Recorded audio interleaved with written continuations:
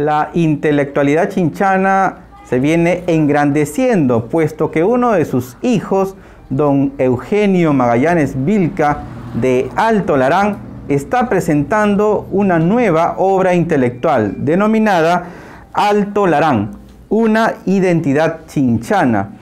El profesor Eugenio Magallanes Vilca nació justamente acá en el distrito de Alto Larán en el año 1943, tierra donde vivió el mundo agrario que signó a toda su familia.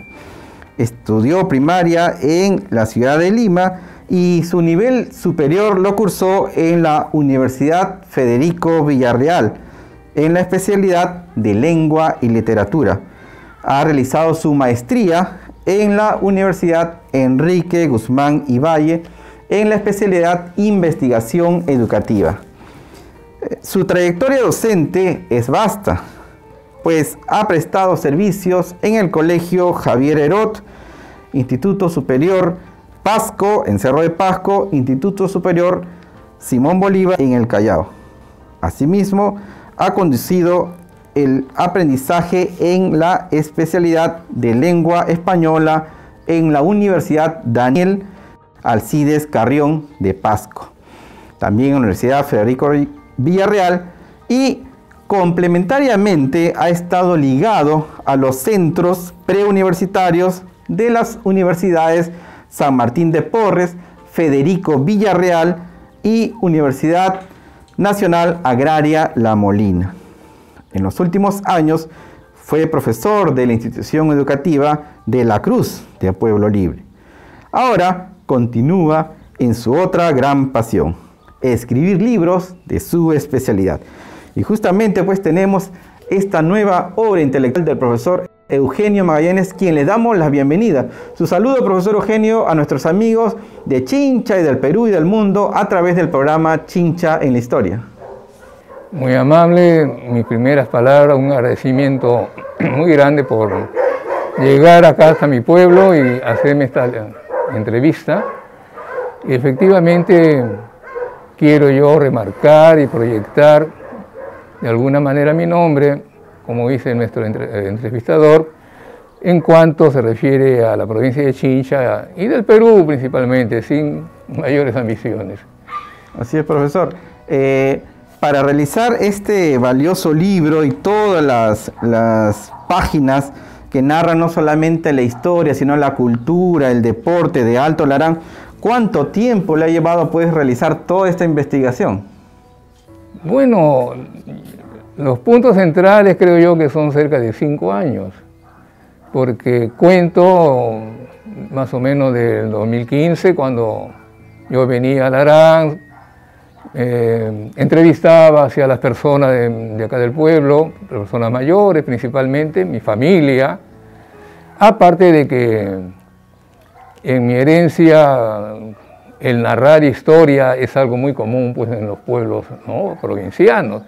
Y mis abuelos, mis hermanas mayores solían reunirse y bueno, contar historias referente a la familia, o si no, hasta momentos históricos que narro allí en algunas páginas de mi libro.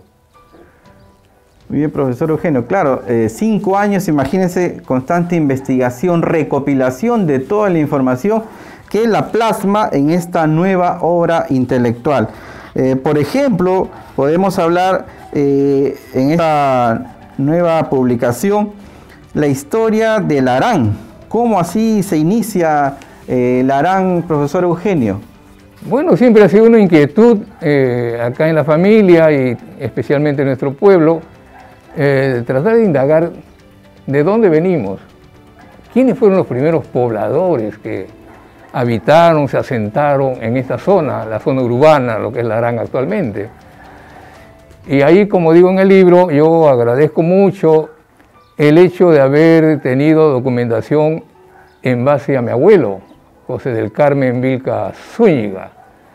He tenido la suerte de ubicar su partida de bautismo en la iglesia de Santo Domingo. A partir de allí, yo creo que es dable más o menos tentar una fecha aproximada de cuándo comienzan a llegar los pobladores a Larán. Por ejemplo, nuestro abuelo nos contaba de que él nació un 16 de julio de 1871. Y eso era una base para mí tremendamente porque me permitía deducir, por ejemplo, que mi bisabuelo, en todo caso, debe haber estado acá en Larán allá por el año de 1860. Y él nos dice, nos contaba, mis hermanas mayores, hermanos, contaban también, de que incluso él fue testigo de un pasaje de la guerra con Chile. Y la guerra con Chile fue en el año de 1879.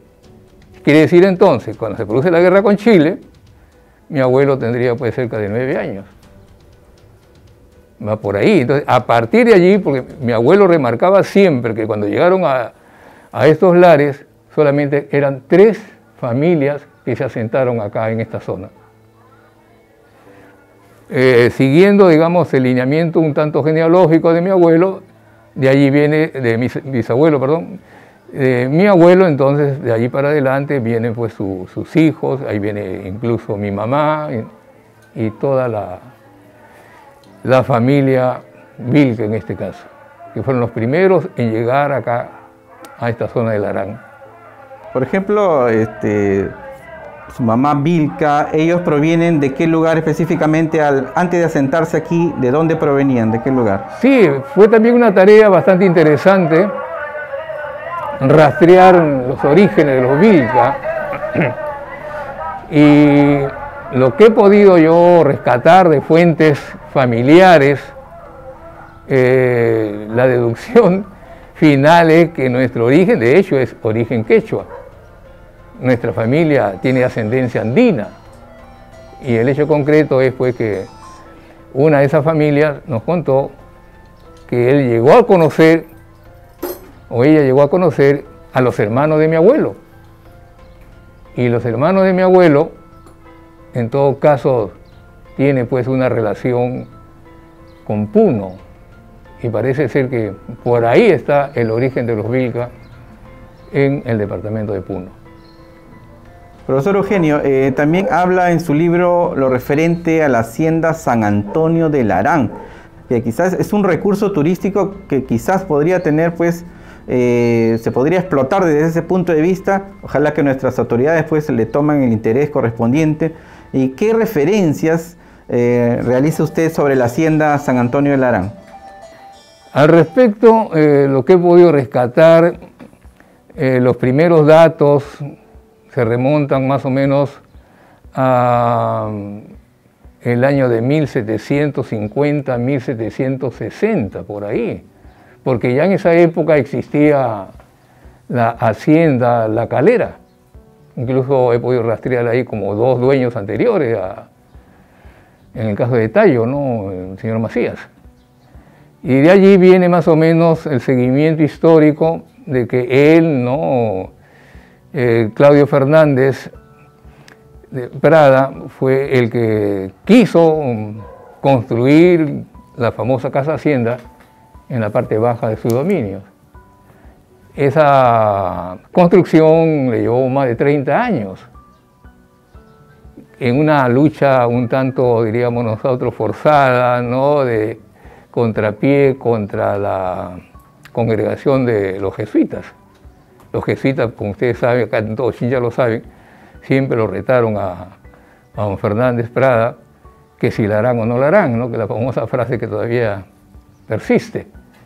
Pero como digo, eso se empezó más o menos a construir en el año 1760 y termina más o menos en el año 1990-93.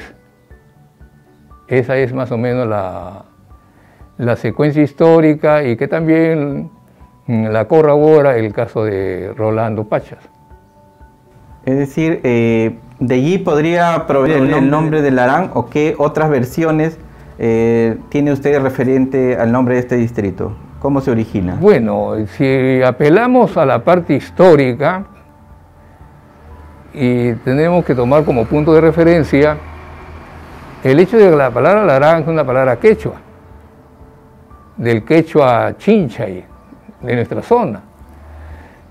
Y eso se explica históricamente, como digo, porque ya en el siglo XVI, XVII, los poseedores de toda esta comarca eran los Fernández Prada, al punto de que cuando se produce la guerra con Chile, ¿no?, en el año 1879, uno de los últimos Prada fue Antonio José Fernández de Prada. Eso está documentado, ¿sí? Ahora, la palabra larán es lo que nosotros llamamos en lingüística un trastocamiento de sonidos. No es tanto de que si larán o no larán, ¿no? El quechua, al ser hablado en la época que llegaron los españoles, una lengua totalmente nueva, el español una lengua totalmente diferente, entonces los españoles cuando escuchaban los sonidos, los trastocaban, los cambiaban. Es muy posible, como explico ahí en el libro, que el sonido sería más o menos raurán, con un sonido fricativo, en donde el aire frota los canales de la boca. Pero como yo no percibía un sonido, es como si usted quisiera escuchar un alemán, usted reacomode el sonido, al español en todo caso. Entonces los españoles, como no entendían bien el sonido, la fineza del sonido, cambiaron raurán como larán. Y eso es casi interesante, que la R en quechua no es una R vibrante, no vibra, es suavecita. Y cuando los españoles escuchaban, entonces lo trastocaban con el sonido L.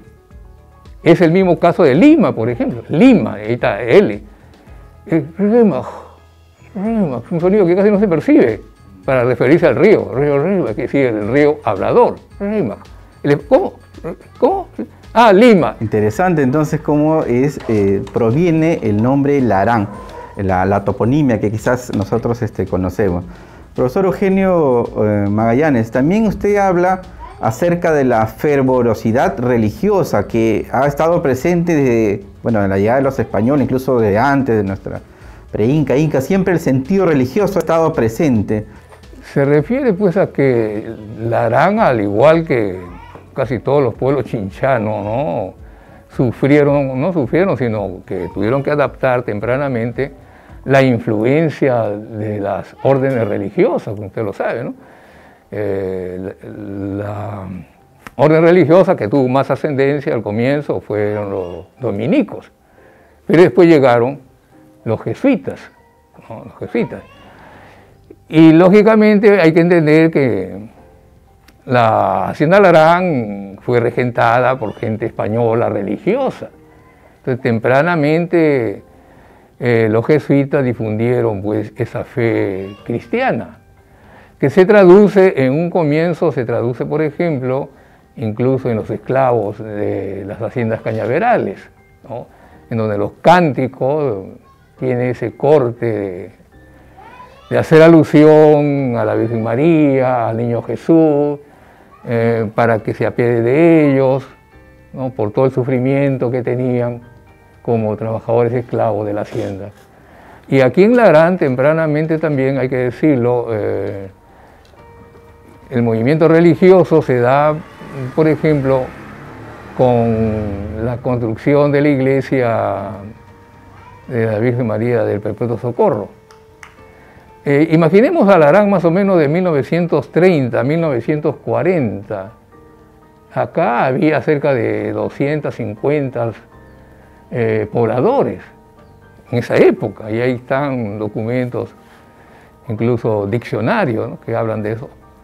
Implicaba también entonces de que estas familias, sus sentimientos religiosos se van acrecentando tempranamente, y eso se manifiesta más con mayor fervor en la época de la Navidad. En la época de Navidad, Larán prácticamente se vestía de fiesta y de sentimiento cristiano, porque se preocupaba mucho a las familias de armar su nacimiento con carrizo, cubierto con papel de cometa, armar sus mesas con manteles blancos, bordados. Había todo un sentimiento religioso. Aquí, por ejemplo, vivió mi abuelo, José del Carmen Vilca Zúñiga, y mi abuela, Escolástica Soto Cinqué. Eran muy religiosos. Yo recuerdo que aquí donde yo sentado, por ejemplo, aquí mi abuela armaba la mesa, ponía los carrizos, ponían el techito arriba, que era el clásico nacimiento altolareño. No sé si en el pueblo también lo harían lo mismo, pero así ha sido durante muchos años los nacimientos acá en Chincha. La mesa con sus figuritas de los carneritos, los pastorcitos, y arriba colgados pues la lúcuma, la uva, los plátanos, y nosotros, que éramos niños en esa época, recorríamos por acá, y se veía el sentimiento, que no solamente era un fervor propio de cada familia, sino que era una manera de hermanar a la familia, porque en Navidad venían, yo recuerdo, venían mis tías, venían los nietos de mi abuela, y aquí cada quien tenía su trabajo ya más o menos definido lo que tenían que hacer. Nosotros teníamos que ir a cortar, por ejemplo, carrizo al río, sino acá en la sequía, ¿no? Por tanto, sus hijas ayudaban al fondo estaba el corral, ahí estaban las botijas, se armaba el agasajo que se iba a brindar a los negritos y a las personas familiares que venían a disfrutar de esta fiesta. Una fiesta grande, era hermosa y de mucha fraternidad aquí en Ladrán. Profesor Eugenio, precisamente hablando de los negritos que últimamente ha sido declarado pues como patrimonio cultural inmaterial de la humanidad, tanto los atajos de negrito como las payitas. Aquí en Alto Ladrán también se ha cultivado, ¿no?, esta danza de los negritos. ¿Qué nos podría manifestar? Tengo entendido, por los datos que he podido recoger, que los que iniciaron realmente con mucho fervor y mucha dedicación fue la familia Mendoza, que viven allá en la esquina, en otra esquina. Los Mendoza es toda una genealogía que ha, digamos, transbordado ese sentimiento cristiano con los famosos atajos de negritos, ¿no? El violinista, el señor Mendoza, y los hijos que ha tenido han continuado con esa tarea, ¿no?, de difundir justamente el sentimiento religioso. Los negritos, las payas, básicamente acá en esta casa. Mi abuelo, que algo pergeñaba su guitarra, él acompañaba en la formación de las payas, que eran más o menos chicas de unos 3, 15 años que bailaban. Incluso aquí mismo también se realizaban los agasajos a los negritos, que venían de distintos lugares de la comarca a bailar. Ese sentimiento, como digo, que yo recuerde más o menos, se ha mantenido más o menos en los años 60, 65, por ahí, ¿no? Y lamentablemente, y es muy triste decirlo, cada año se ha ido extinguiendo, al punto de que ahora en Ladrán, que ha tenido más de 100 años de negritos, en Ladrán hace ya como 2 o 3 años que no salen. Las payas han estado hasta el anteaño pasado también. El año pasado. Yo incluso, con el poco esfuerzo que hemos tenido con mis hermanos, mi familia, hemos apoyado duramente a las payas, pero hace 2 años ya no salen. Bueno, esperemos que quizás las nuevas generaciones y también la familia Mendoza, todavía hay descendientes, quizás de repente se puedan reactivar esta costumbre, esta tradición aquí en Alto Ladrán. Profesor, también en su libro habla acerca, por ejemplo, de algunas estampas pueblerinas, por ejemplo, las placeras dominicales, el cine de Canelo, la ayunza, la despedida de Ño Carnavalón. ¿Qué nos podría manifestar al respecto, profesor Eugenio? Son fiestas que están en el consciente colectivo de personas, como digo, que ya están en 80 a 90 años. Cuando algo yo comentaba así con familiares en Lima, en Chimbote, me decían, ¿cuándo sale tu libro para ver eso? ¿Cómo es eso? ¿Cómo han muerto esas cosas? Entonces, hay estampas que aún perduran pues en cada uno de ellos, al punto de que de esa generación que recuerda todo esto, solamente están quedando un promedio de 3 personas que Ladrán, que ya están frisando los 80, 90 años. Son ellos los que están ahí. Esas estampas son hermosas porque tanto del campo como de acá de la ciudad, pues en las placeras, cuando iban pues los días domingos la clásica movilidad eran pues los burros, ¿no? Había ya el hijo mayor, el mismo esposo, el que tenía que ir al corral a aparejar al burro, porque la señora, la mamá, la tía, se iban a comprar al mercado de Chincha, ¿no? Y tomaban el camino que está acá a la espalda, que se llama el camino de la Cuartilla, enrumbaban por la Cuartilla, después cuando llegaban al pueblo, allí enrumbaban por la calle Colón, con dirección al mercado de abastos, ¿no? Ese era más o menos, que era toda una fiesta, digo yo, era toda una fiesta porque como que se rompía la monotonía del trabajo diario, como digo allí, de la gente encorvada en el campo, ¿no? Entresacando, lampeando. Pero el domingo era un día de familia, un día en donde se comía rico. El único día en que se comía rico, se comía doble, ¿no? Porque había sopa y había segundo, ¿cierto? Entonces ellas con sus burros bien aparejados, con sus capachas, bien asentados los lomillos, iban departiendo, riéndose a carcajadas por el camino a la Cuartilla. Y ahí incluso inserto hay unos poemitas, ¿no? Recordando esos instantes que son gratos recordarlos, pero que ya pasaron al olvido, se puede decir. Quizás también en estas estampas pueblerinas y de repente en las festividades religiosas o los domingos que quizás se iba al pueblo, también era de repente propicio el momento para poder colocarse, pues, ¿no?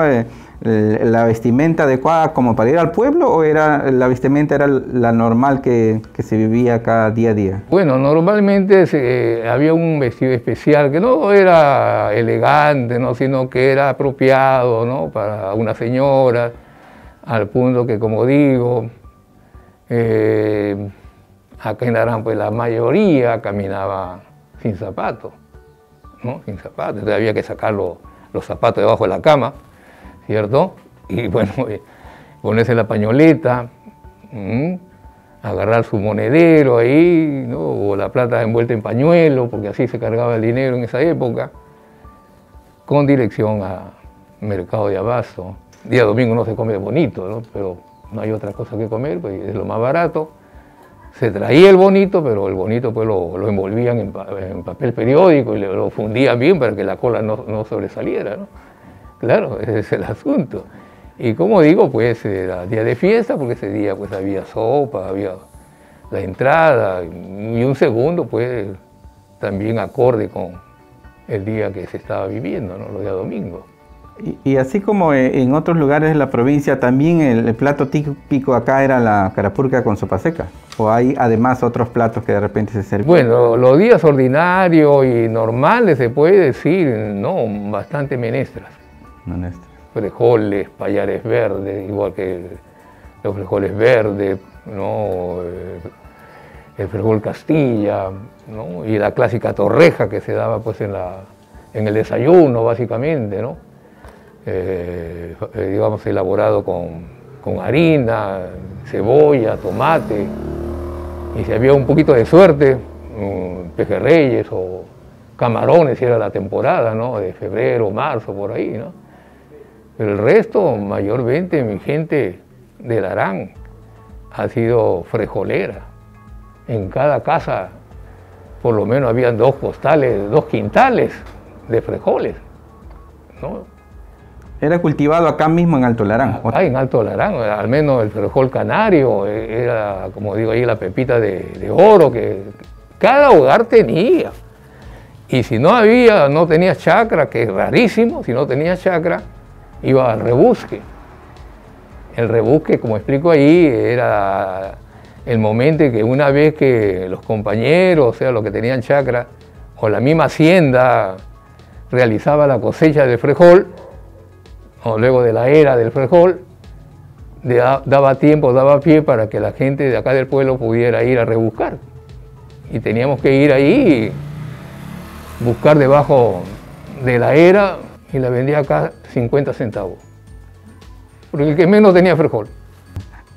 Entonces también eso quiere decir que también se preparaba el frijol colado acá. No, eso sí. Mi abuela era experta en la elaboración del frijol colado, al punto de que mi abuelo, José del Carmen Vilca Zúñiga, el primer teniente gobernador, le decía: Cola, tiene que cocinarlo bien, con su voz, ¿no?, paternal, férrea que tenía mi abuelo.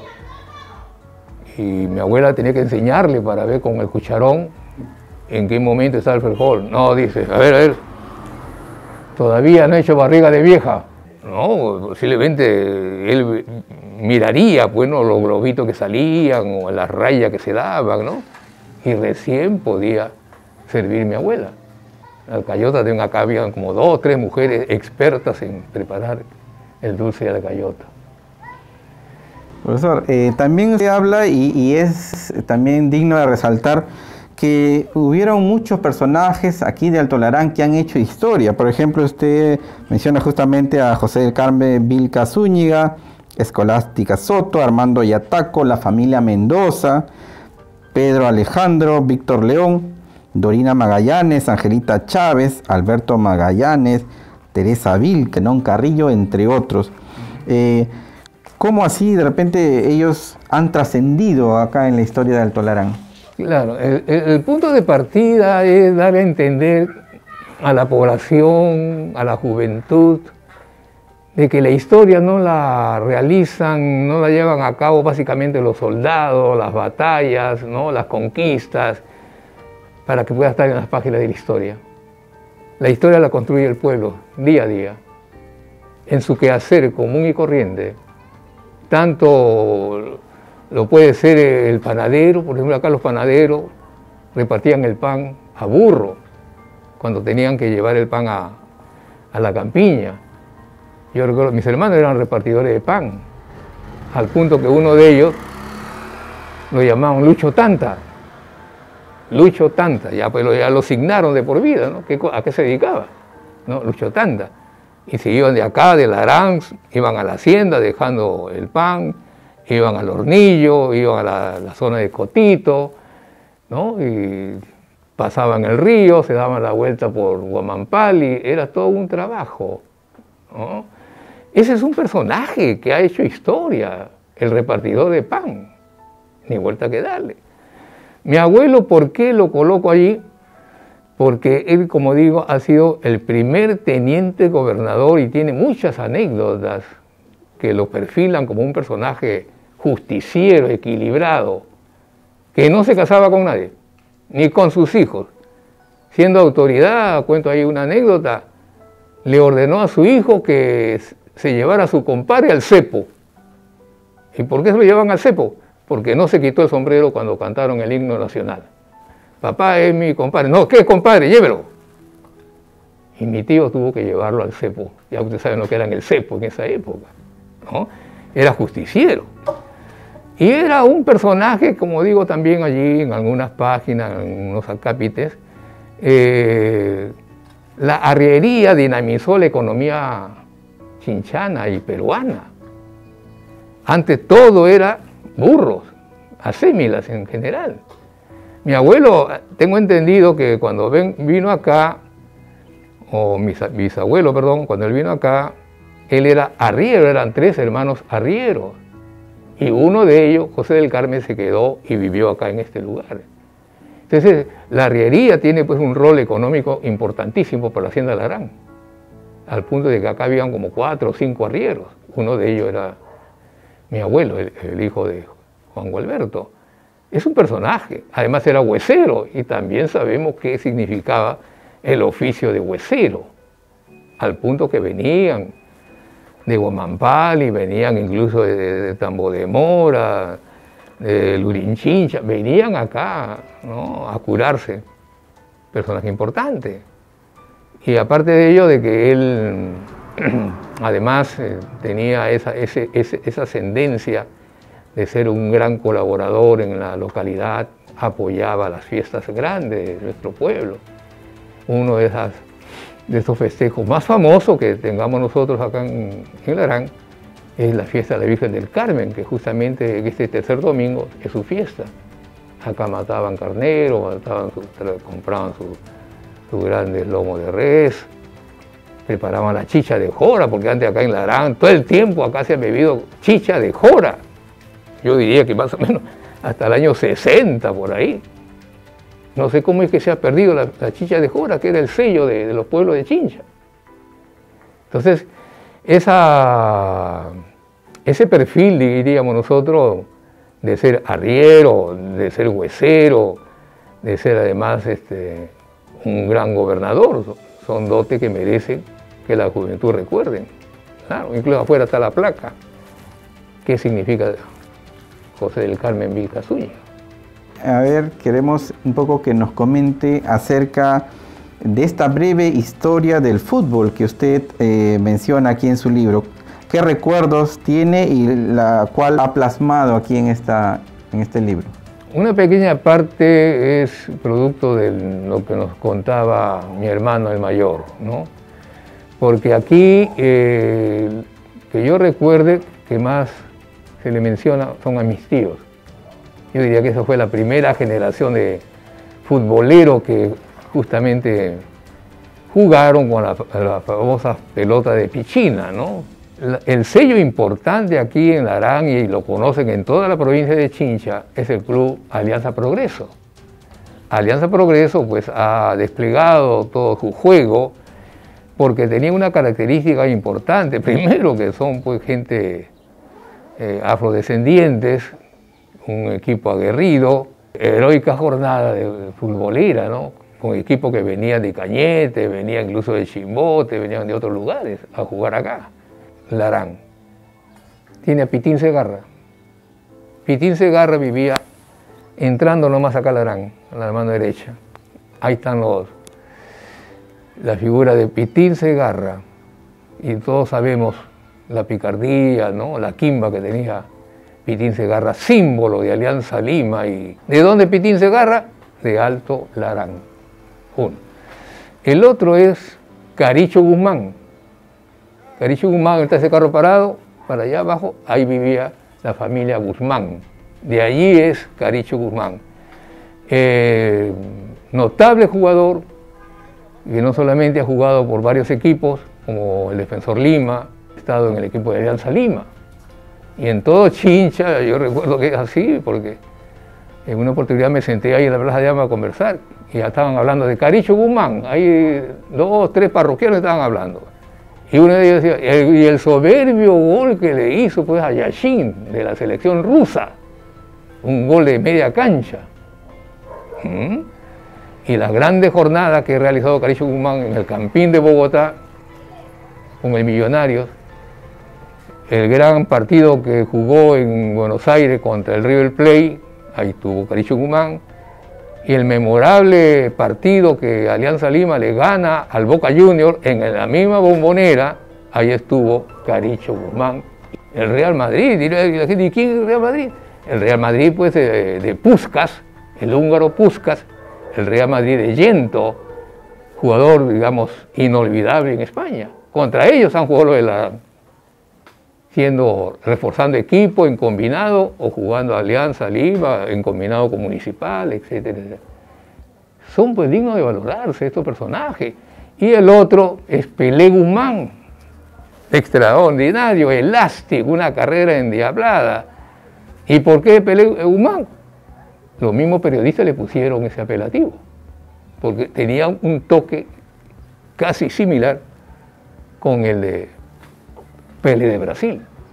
Entonces, esos jugadores, los chicos cuando lean eso quizás, ¿no?, y rememoren algo, dirán, pues, han sido de Larán esos jugadores. Uno de ellos, 2 de ellos están todavía en vida, ¿no? Y Pitín Segarra, que está con su academia en Surquillo.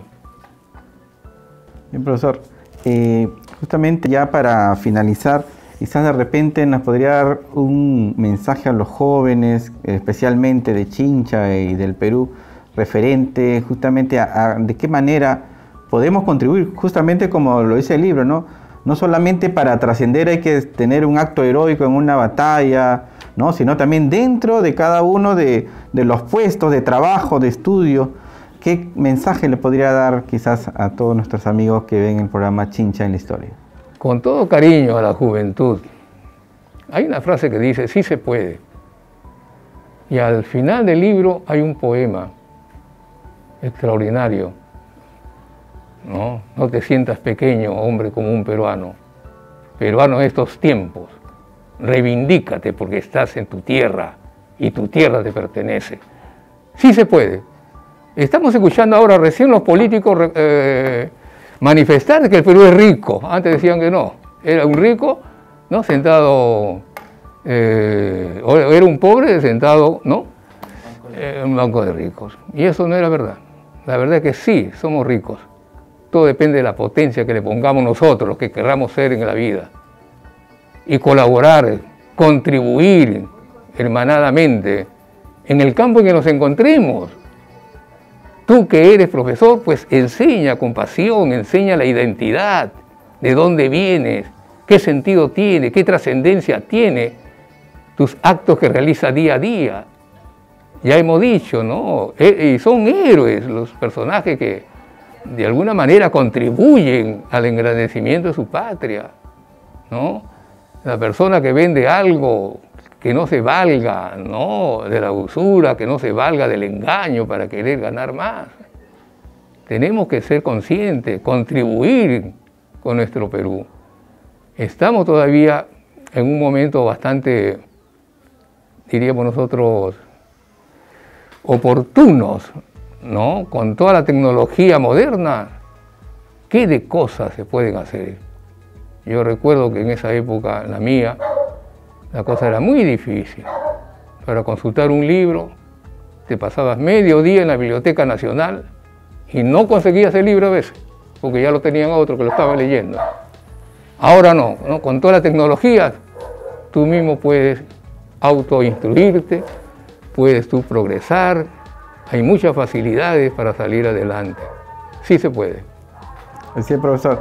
A nuestros amigos que quizás estén interesados en adquirir el libro Alto Larán, una identidad chinchana, ¿cómo lo pueden adquirir, profesor? ¿Dónde deben comunicarse quizás para poder de repente adquirir 223 páginas de pura historia y cultura de Alto Larán? Bueno, hemos dicho que acá en Larán, por ejemplo, voy a dejar un lote en el municipio, la municipalidad de Alto Larán, una posibilidad. En Chincha, en la provincia de Chincha, en capital, en el colegio Abraham Lincoln. Ahí lo pueden adquirir.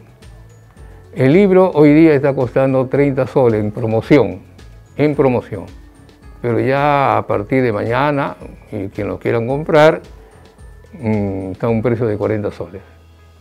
Sí, bueno, lo he hecho de esa manera hoy día para dar oportunidad, ¿no? Los que tengan interés, comprarlo, porque allí vive toda la historia de las familias de Larán, del año más o menos 30 hasta el año 70 más o menos. Muchas gracias, profesor Eugenio Magallanes Vilca, que está presentando el libro Alto Larán, una identidad chinchana. ¿Qué es lo que podemos encontrar aquí en este libro de pasta muy elegante?